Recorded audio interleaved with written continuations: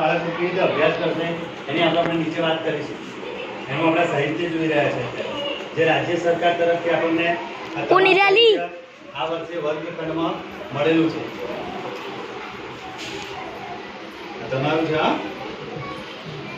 પછી અમુક ઘેર લઈ જવાનું તો ચિત્રપોથી છે, નોટબુક છે, પ્રોજેક્ટ બુક છે.